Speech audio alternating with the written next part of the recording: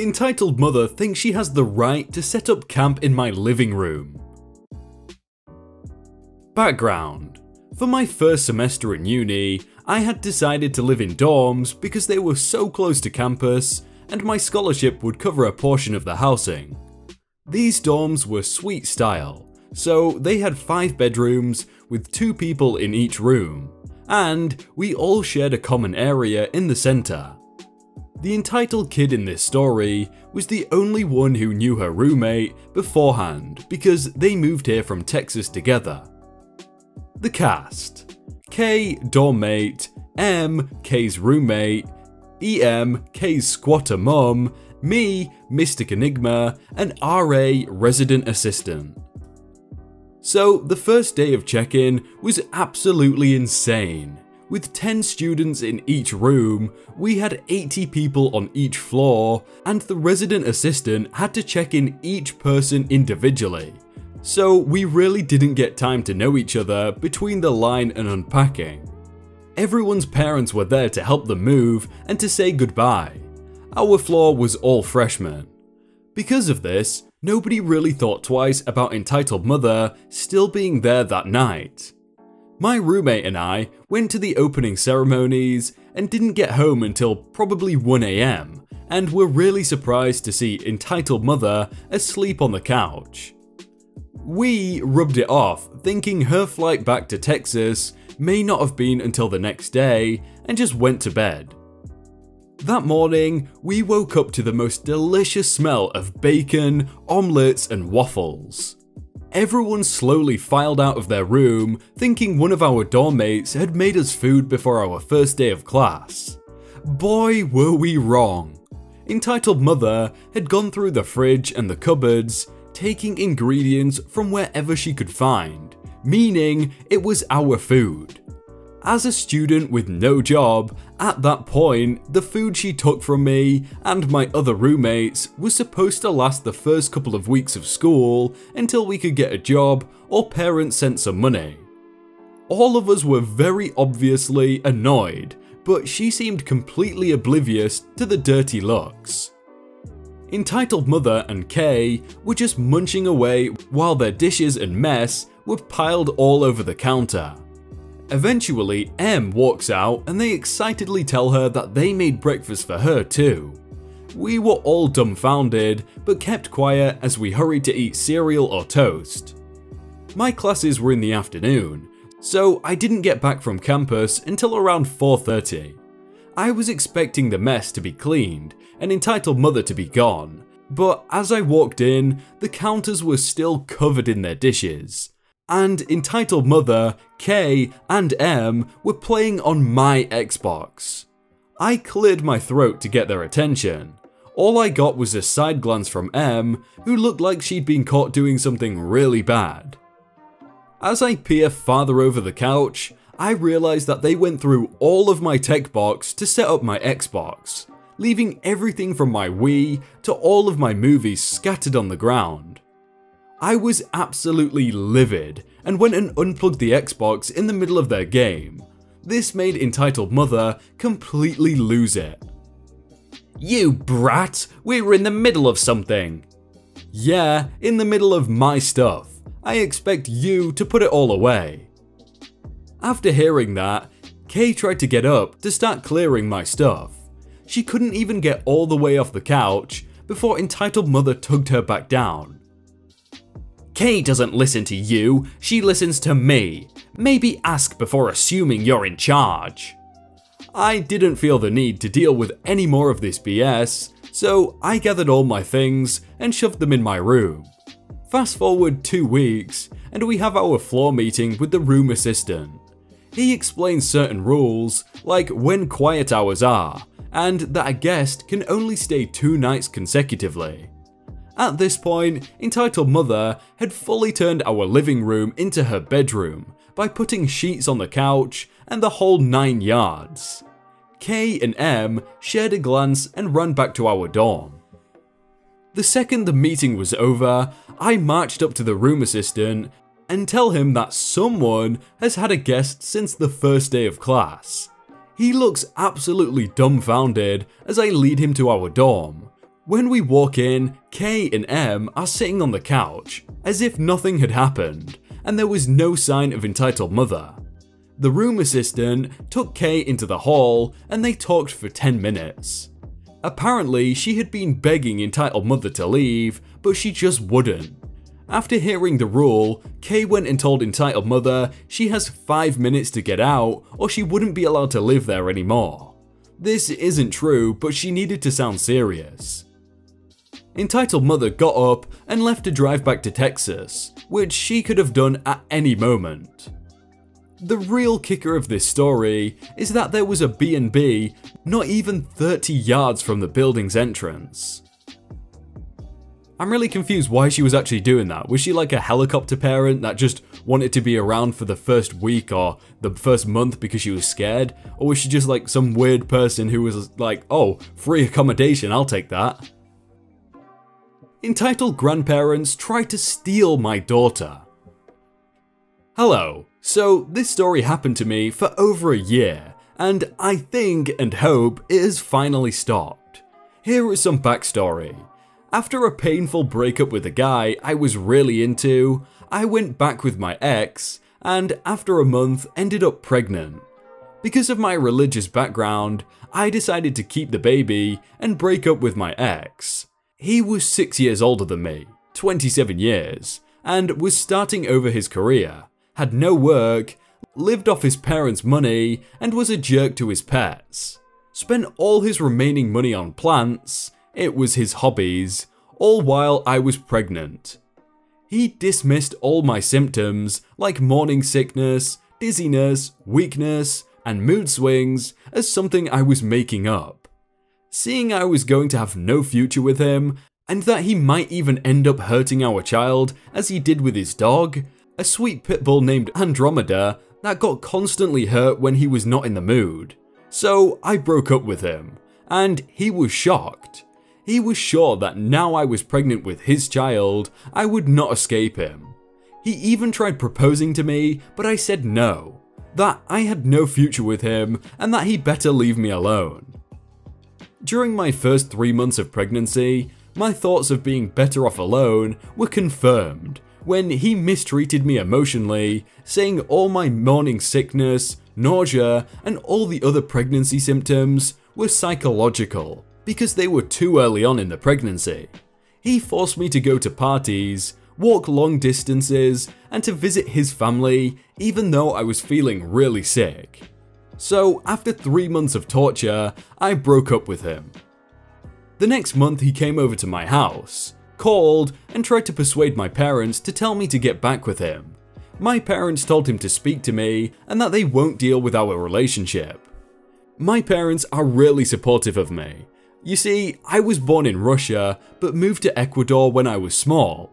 I have fair skin, hair, and eyes, and in the country where I live, mostly everyone has dark features. I was seen as a trophy because of my heritage and looks. He showed me off when we were together to all his family, and I found out it was his family tradition to marry people from out of the country to have a higher status. Meanwhile, my ex's parents, let's call them Bob and Karen, were being all nice and sweet to me. I never had any trouble with them and considered them really nice people until now. They texted me to ask how I was feeling and if I needed anything.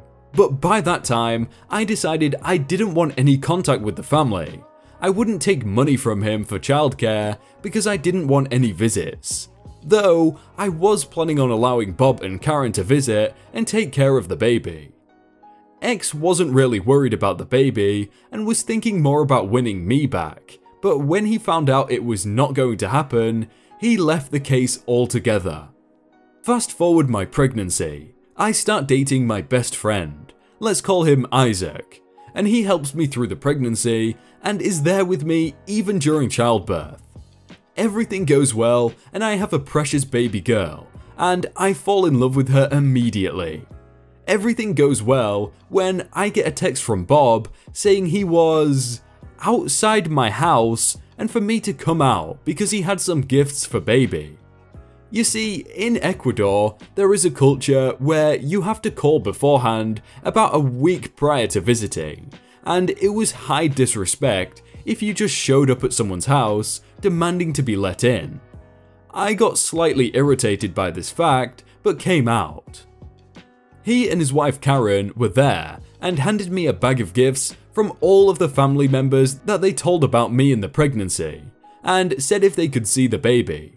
I told them that at the moment she was sleeping and we didn't want to let anyone in so she would wake up. She was really small, about 3 weeks I think.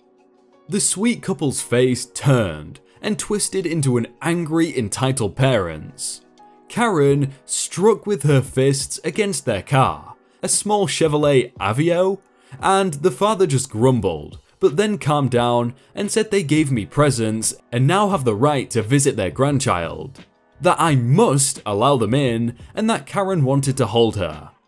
You see, to me, respect is really important, and I can't stand being disrespected. I just gave birth 3 weeks ago, can barely walk, and now they want to come in and hold my baby? No way. I just changed my mind about allowing them in her life. So the conversation went as following. "Excuse me, but I can't let you in right now. She is sleeping and wakes up easily." "Oh, come on. It's just a baby. She will fall asleep right after a few minutes. Just let us come in. Karen has come all this way to carry her." Sorry, but it's a no. Thanks for the gifts though. Next time it would be nice if you called prior to coming so I can make sure everything is ready for your visit and you might get to hold her. "You have no right to hold the baby away from us. Even if your relationship with X didn't work, she is our grandchild." I understand, but as I said before, I really don't want to wake her up. "How dare you disrespect me? That is our baby and we have the right to see her. Bring her out now." "No, sorry, I can't." Bob cutting me off.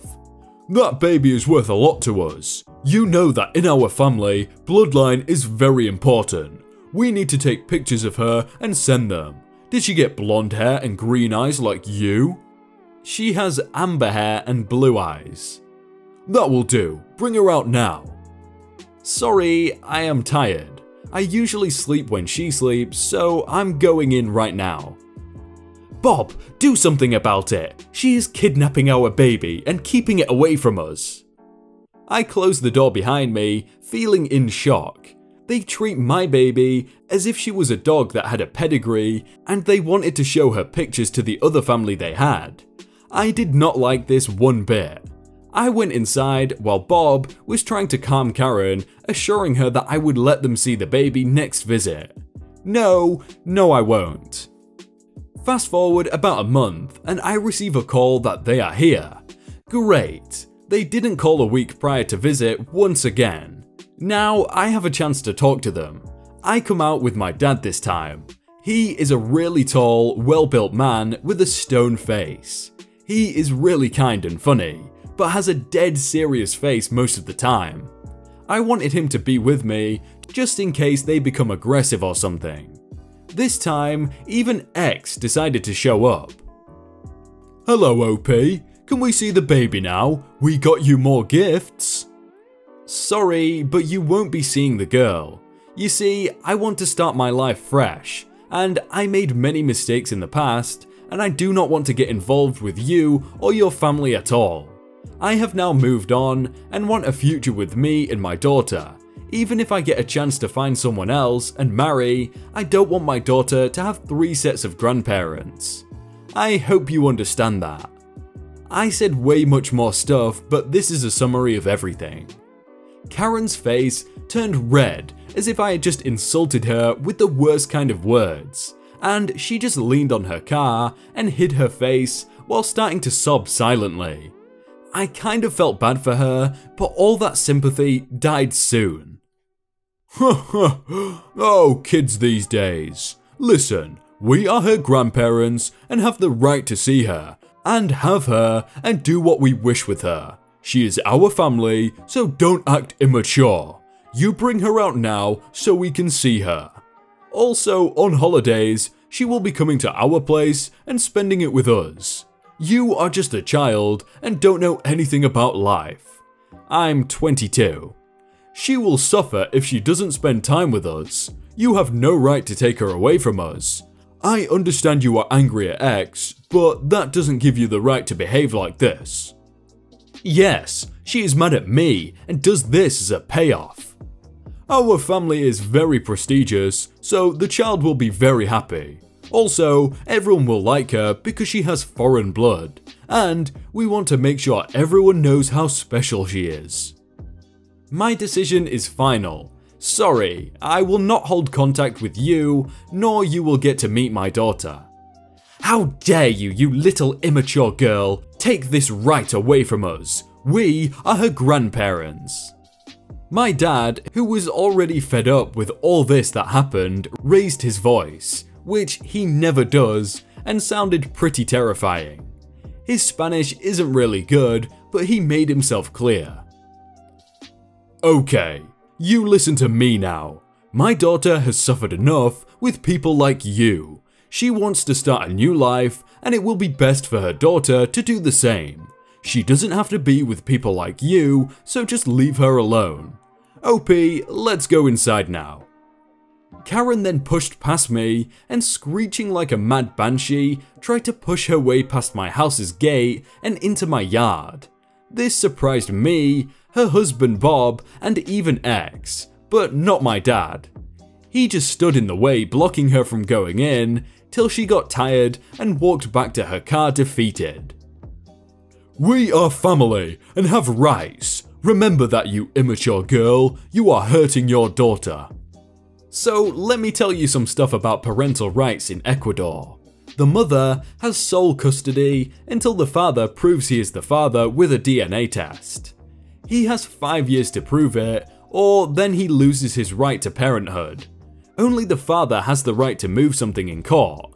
It costs about $1,500 to call me for court, $1,500 to bring the DNA test result, $1,000 to state that he is the father, and $1,500 to set out the visit rights and such. Being an unemployed teen with no career and no time living in a city 6 hours away from me, he didn't have all that money, nor did his parents. And also, he only cared about winning me back to show me off. He didn't care about his daughter, and I couldn't be happier. His parents couldn't bring anything to court since they are not the immediate relative. So I am more than sure that they won't be able to do anything. After all that, they texted me a few times trying to come over and visit my daughter once again, but all of their offers were denied, and after they came out without announcement once again and nobody came out, that was the end of it. Or so I thought.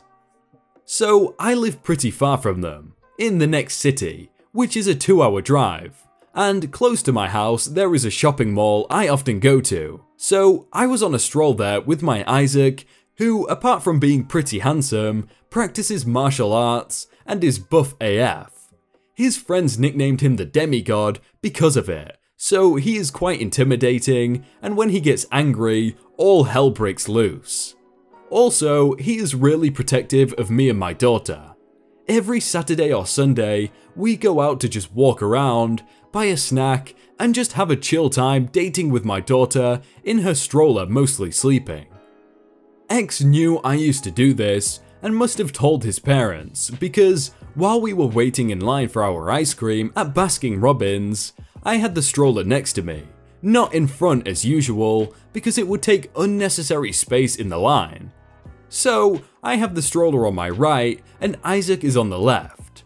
I have my hand on the stroller and we are just chatting along, waiting our turn, when I feel light movement in the stroller and turn to see if my daughter, let's call her Abby, woke up.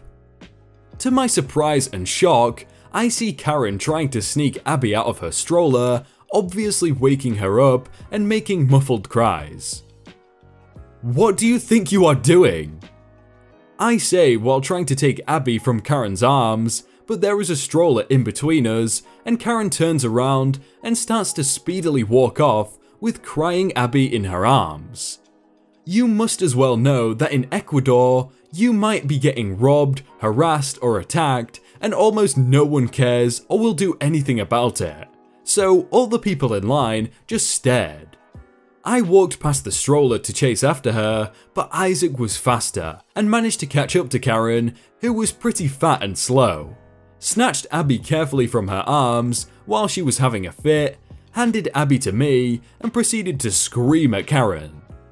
I noticed that Bob was in the car peeping at her, but not wanting to come out. They wanted to make a run for it and steal my daughter away. How dare you touch Abby, and worse, even steal her away from her stroller, you dumb Karen then sat on the ground and started screaming for security. They came and asked what's going on. Ma'am, what seems to be the problem? They kidnapped my daughter. That baby is mine, and they took her away from me, and then shoved me to the floor and kicked me in the guts. Is that true? No, of course not. She stole my girlfriend's baby from her stroller and tried to make a run for it. She is the mother of OP's ex. I just stopped the fat and returned the baby to my girlfriend. He is lying. He stole her from me. I am the mother, and she looks like me. Don't you see?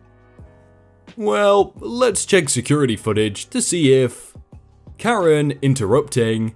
There is no need for that. We are just wasting time. Just give me my daughter back now. She needs me.